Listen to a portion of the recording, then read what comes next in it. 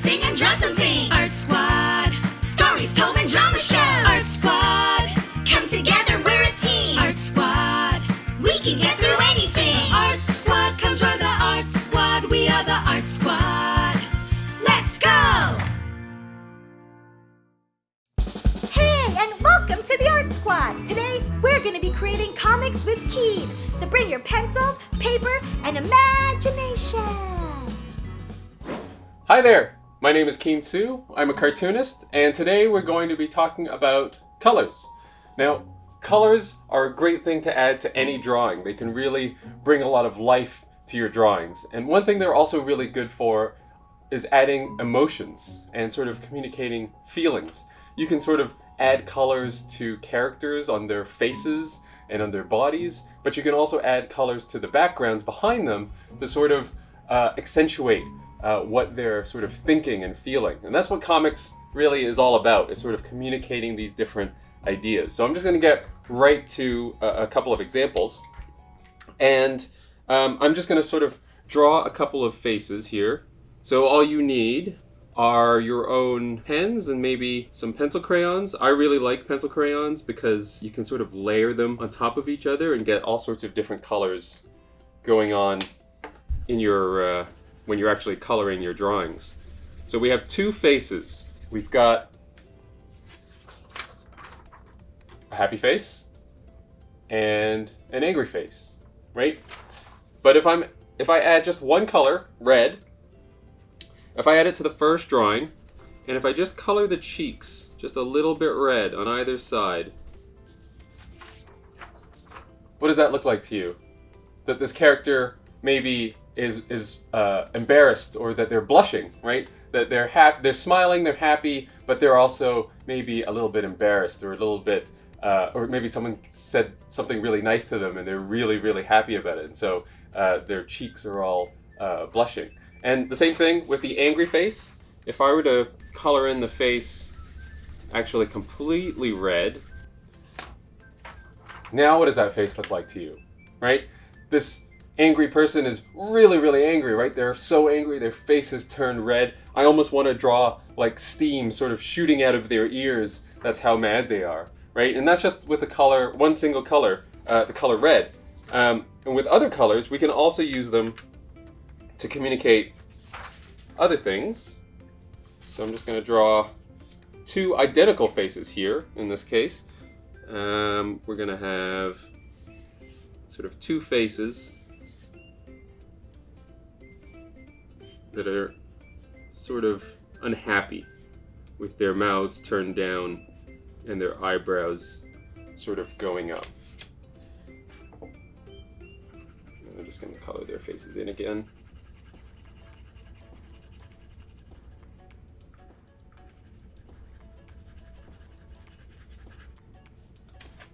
So we've got two sort of identical unhappy faces, but by adding different colors to them, so by adding blue to this first face,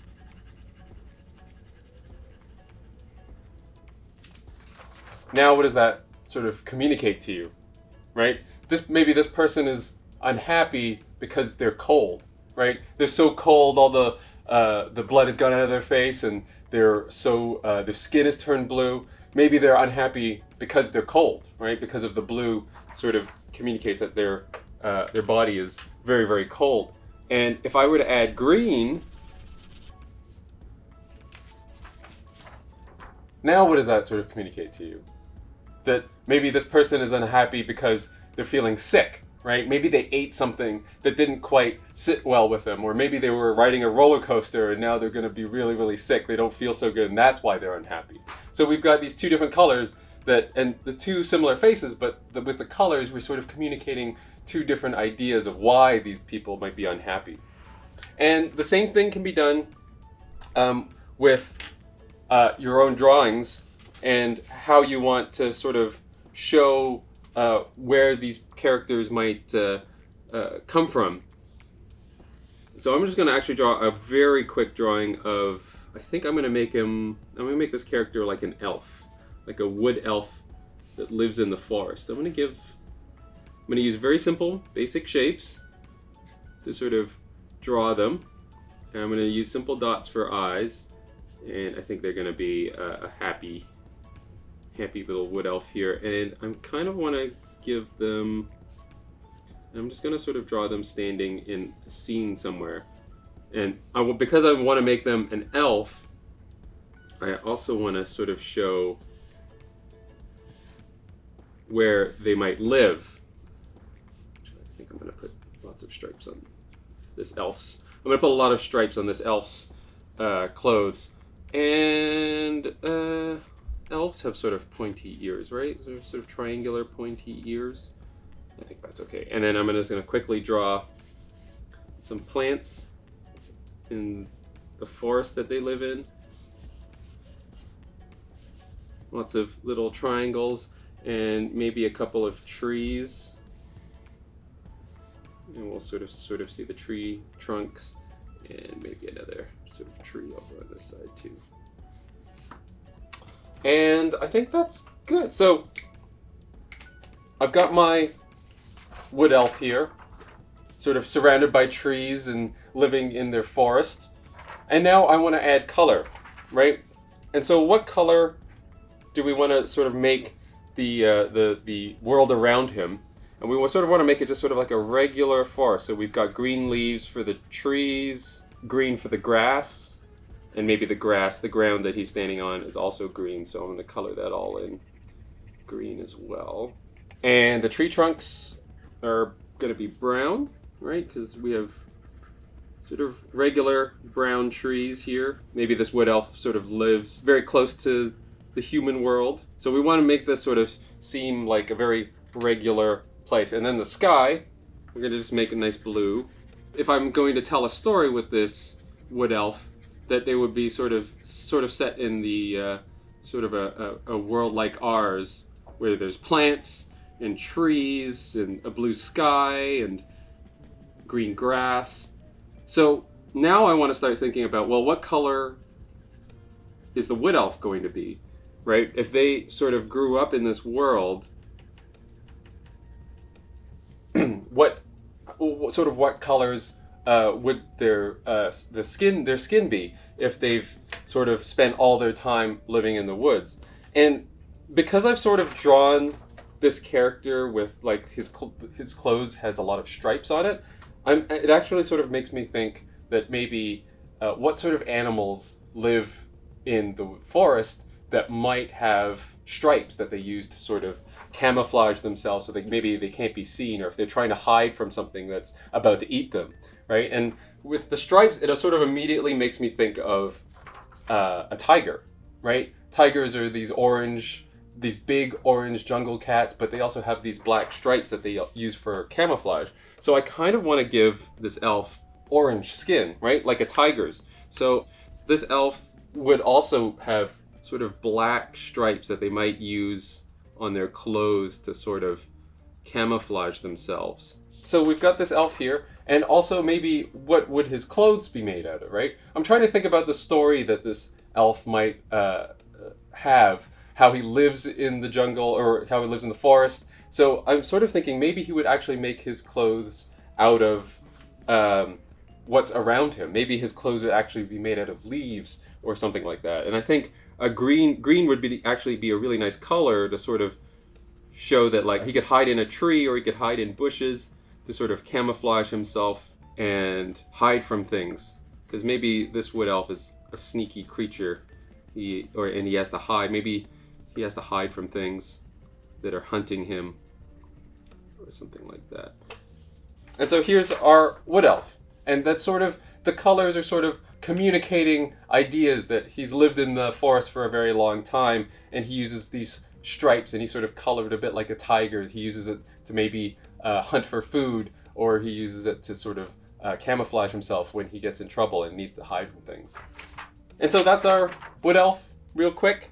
And one more thing I wanted to show you guys was using color in backgrounds to sort of communicate other ideas. So one of the examples that I like to use is actually from my graphic novel, March Grand Prix.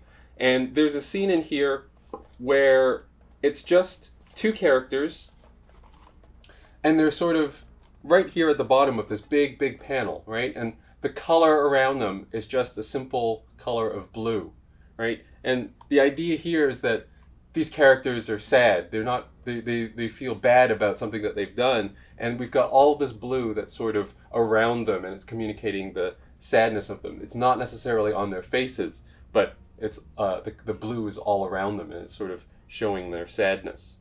And so it's the same thing with your own comics. So I sort of want to go back to the example that we made with the previous video, where I sort of came up with this comic about a dog serving a cat food. And I sort of want to color in one of the panels here just to give you an idea. This fifth panel, this panel here at the bottom, where the cat is sort of freaking out. She's kind of confused but angry. I kind of want to really accentuate that by adding color.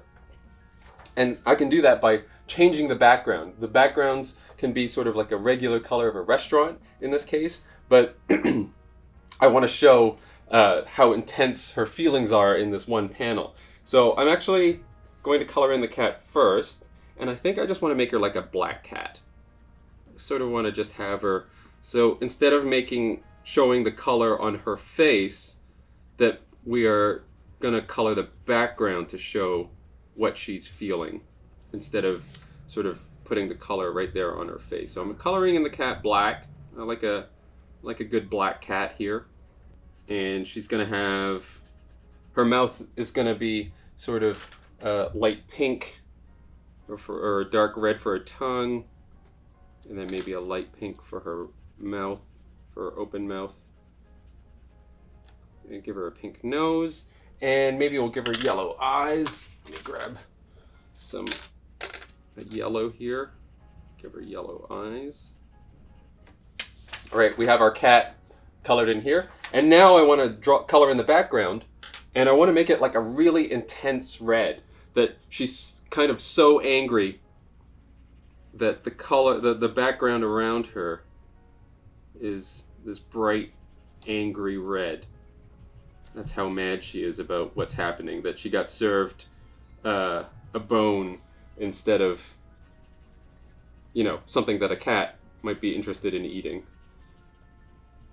So now I'm just going to color in everything here. I'm not the best colorer here, but that's okay. And here we go. And so now we've got this cat that's sort of saying, that's a bone, I can't eat that, right? But the colors now in the background is so intense that she's so sort of angry now, and that's sort of what we're communicating in that panel. Well, I hope you get something out of that, and I hope that this gives you some ideas for your own drawing, so that when you're drawing, think about putting down colors that might sort of show where the characters come from, what they might be feeling or thinking. These are all things that you can do, and just have fun, and just put down big bright colors, and I hope you guys keep drawing, and I'll see you in the next video. Thanks. Do you want to join the Art Squad? Be sure to follow and subscribe so you can see what the squad leaders have for you next.